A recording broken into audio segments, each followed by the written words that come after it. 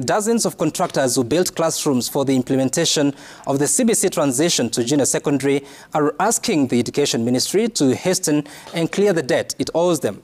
The ministry has until today not cleared the debt running into billions of shillings for the construction of 3,500 classrooms in the second phase of the construction project. Brenda Wanga spoke to some of the contractors who say they are facing economic ruin from the unpaid debt.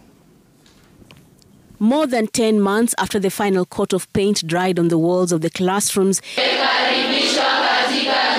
and junior secondary school children transitioned to their new classrooms, those men and women who were tasked with constructing and who delivered the government's ambitious project are now sinking in massive debts. Deborah won the tender to construct 5 classrooms in different schools in Siaya County. Each classroom, they were going for 788,220. So in total, they were going for 3.9 million.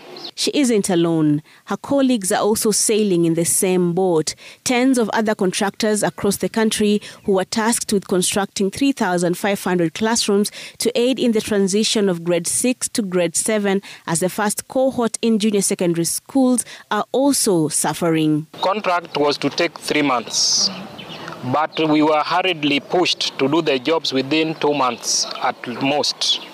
We did the works, finished, commissioned by the minister, but to date, we have not been paid our dues. They told us they are going to pay us immediately. Immediately you finish, you are going to be paid. You are working night and day. We even put lights to work at night so that we can be paid to meet the timeline. The agreement with the Ministry of Education then was that they will be paid on completion 1 year down the line, and the contractors are still waiting for their money, now standing at 2.7 billion shillings.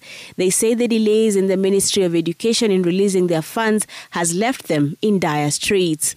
Right now we are down to the line. We can't move, we can't do any projects. Our children are suffering at home because of this. I took a loan from the bank. In fact, they are going to auction me anytime. I've been telling them I'll be paid today, tomorrow, and they haven't been paid. So they've told me they'll send the auctioneer to come and auction me.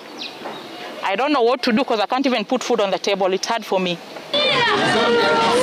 The Ministry of Education had set out to construct 10,000 classrooms across the country as the country transitioned for the first time from primary to junior secondary school under the CBC system of education.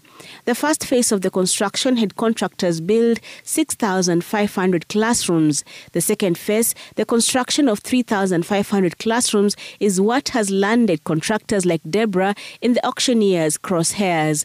The non-payment of dues by the ministry is just one of the many hiccups that the ministry has had to deal with as it faces out 844 system of education for the CBC system.